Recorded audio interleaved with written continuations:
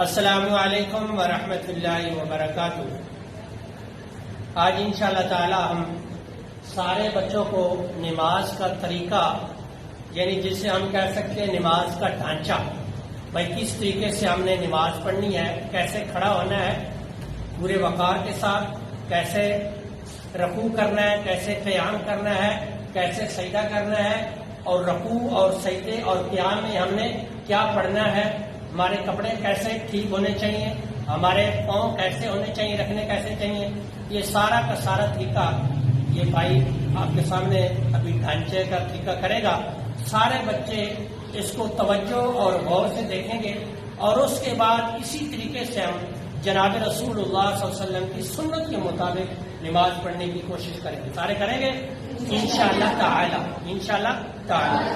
ابھی سب سے پہلے جس نے بھائی نے یہ نماز کا، جس بھائی نے یہ نماز کا ڈھانچہ بنانا ہے، سب سے پہلے اس کو اپنے کپڑے درست کرنے ہوں گے۔ یہ دیکھیں اپنی اس کی شلوار ٹخنوں سے اوپر ہونی چاہیے۔ سارے بچے توجہ سے سنتے رہو۔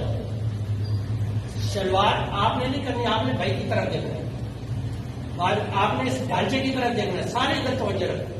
سب سے پہلے اس کی شلوار ٹخنوں سے اوپر ہونی چاہیے، اور اس کے بعد اس کے پاؤں بالکل قبلہ رخ ہونے چاہیے، بالکل قبلہ رخ ہونے چاہیے۔ دیکھو بھائی کی طرف دیکھو، سارے بھائی کی طرف دیکھو، اس کے پاؤں بالکل قبلہ رخ ہونے چاہیے۔ یہ دکھائیں گے چھوٹا بولیں گے بھائی، یہ اپنے اتنا آپ کے پاؤں کی یعنی کہ فاصلہ ہونا چاہیے، دونوں ٹانگوں کا اتنا فاصلہ ہونا چاہیے۔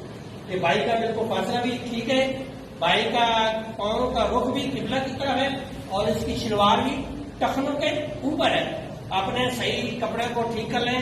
اگر آپ نے بازو کو اوپر چڑھایا ہوا کونیوں سے اوپر، یہ کونیوں سے اوپر اگر آپ نے بازو کو چڑھایا تو بازو کو نیچے کر دیں، اپنی قمیض کو بازو سے نیچے کر دیں، اور اس کے بعد سر کو ڈھانک لیں، ٹوپی پگڑی سر کو ڈھانک لیں، اور اس کے بعد اپنی پیشانی، یہ جو ہم نے پیشانی جس کو ہم ماتھا کہتے ہیں، یہ ہمارا ننگا ہونا چاہیے، یہ ہمارا ننگا ہونا چاہیے۔ ٹوپی ہے یا پگڑی ہے اس کو پیچھے کر لیں، یعنی پیشانی ہماری صاف ہونی چاہیے، ننگی ہونی چاہیے، اس کے اوپر ٹوپی اور پگڑی نہیں ہونی چاہیے۔ یعنی کہ نماز شروع کرنے سے پہلے یہ جو طریقے بتائے ہیں، پاؤں شلوار ٹخنوں سے اوپر، اپنے کپڑوں کو درست کر لیا جائے، سر کو ڈھانک لیا جائے، اور اس کے بعد نیت ہے، یعنی کہ جو ہم نے نماز پڑھنی ہے، مثال طور پہ ابھی عشاء کی نماز ہونے والی ہے، 4 رکعت نماز، اپنی اردو زبان میں ہم کہیں گے تو 4 رکعت نماز فرض اللہ تعالیٰ کے وقت نماز عشاء بنی ہے۔ اللہ تعالیٰ نے منہ طرف قبلہ شریف کے ہم علیحدہ پڑھیں، منہ طرف قبلہ شریف اللہ اکبر کہنا، اگر امام کے پیچھے پڑھ رہے ہیں تو ہم نے کہنا پیچھے سے امام کے اللہ اکبر۔ اب اس کے بعد یہ بھائی آپ کو بتائے گا ہم نے تکبیر کیسے کرنی ہے۔ اب تکبیر کے لیے بھائی ہاتھ اٹھائے گا، سارے بھائی کی طرف دیکھیں گے یہ کیسے ہاتھ اٹھاتا ہے۔ آپ نے بھی بھائی ہاتھ اٹھائے، یہ آپ کا بالکل جو تلیوں کا رخ ہے وہ بالکل قبلہ کی طرف ہونا چاہیے، اور انگلیوں کی حالت جو ہے اپنے حالت میں نہ کھلی ہو نہ ملی ہو، اپنی حالت میں جیسے اس کا ہاتھ ہے ایسے۔ یہ کانوں کی لو کے برابر، لیکن اس کا رخ جو ہوگا وہ بالکل قبلہ کی طرف ہوگا۔ اس کا رخ کدھر ہوگا؟ قبلہ کی طرف۔ سارے بھائی بولے اس کا رخ کدھر ہوگا؟ قبلہ کی طرف۔ اس کا رخ قبلہ کی طرف ہوگا، اور اس ہتھیلیاں بالکل دیکھیں، سارے بچے دیکھ رہے ہیں، یہ اللہ اکبر۔ اب اس میں ہاتھ پڑھنے ہیں، ناک کے نیچے ہاتھ پڑھنے، یہ دیکھیں 3 انگلیاں جو ہیں، نقشہ بتائے بھائی، دکھائیں، بالکل پکڑ لیں، ان چیزوں کو پکڑنا ہے، سختی سے پکڑ کر یہ 3 انگلیاں سامنے رکھیں، ناک کے نیچے باندھ۔ اب اس نے باندھی ہے، اور اس نے دیکھنا کہاں ہے؟ جہاں اس نے سجدہ کرنا ہے، پیشانی والی جگہ میں اس کی نظر ہوگی۔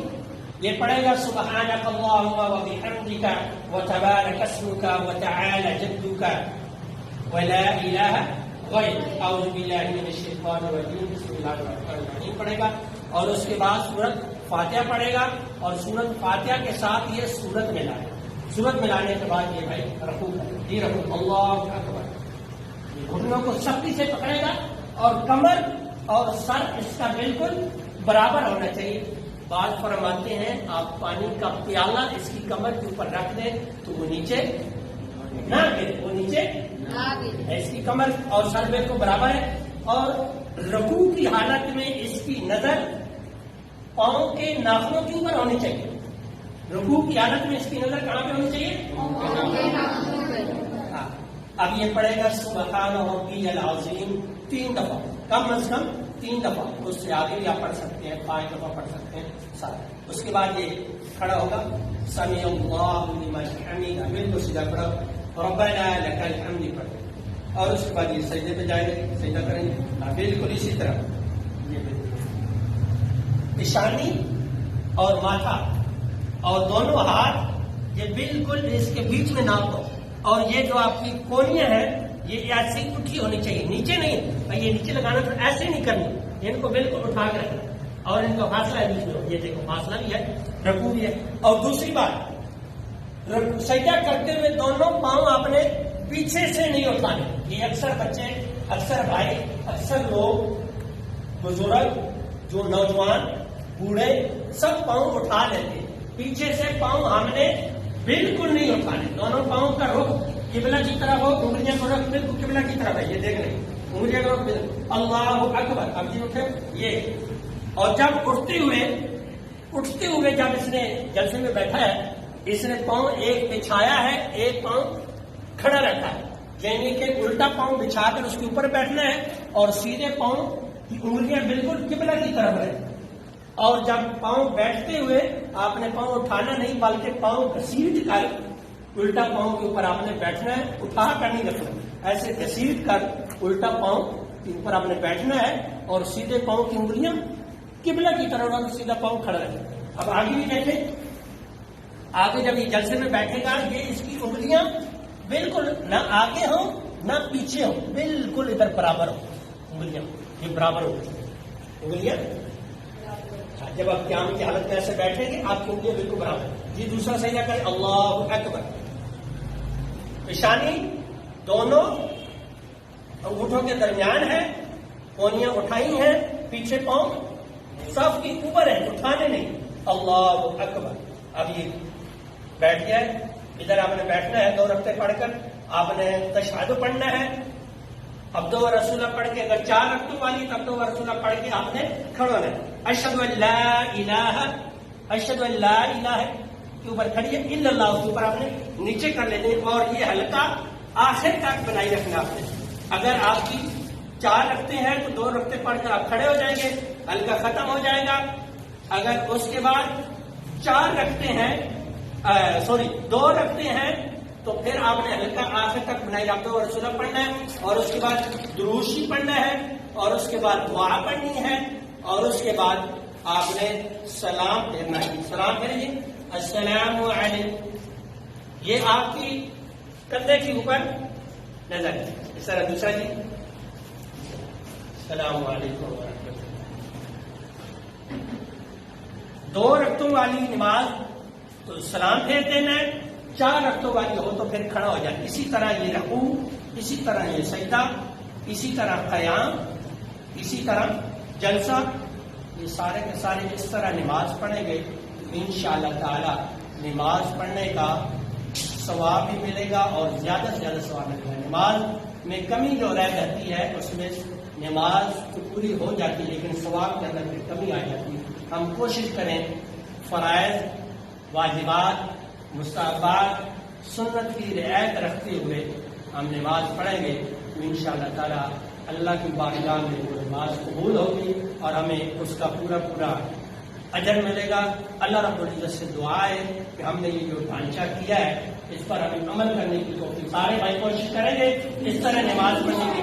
اور جو کمی پیشی ہوئی ہے اس ڈھانچے میں یا کچھ بولنے میں اللہ جل شانہ سے دعا ہے کہ اللہ تعالی ہمیں معاف فرما دے. اور سارے بھائی اس ڈھانچے کے مطابق کوشش کریں گے. اور فجر کی جو رکھتے ہیں وہ 4 ہیں، زور کی جو رکھتے ہیں وہ 12 ہیں، عصر کی جو رکھتے ہیں وہ 8 ہیں، مغرب کی جو رکھتے ہیں وہ 7 ہیں، عشاء کی جو رکھتے ہیں وہ 17 ہیں. اللہ رب العزت سے دعا ہے کہ اللہ تعالی ہمیں یہ پوری نماز 5 وقت نماز اہتمام کے ساتھ اور خشوع خضوع کے ساتھ فرائض واجبات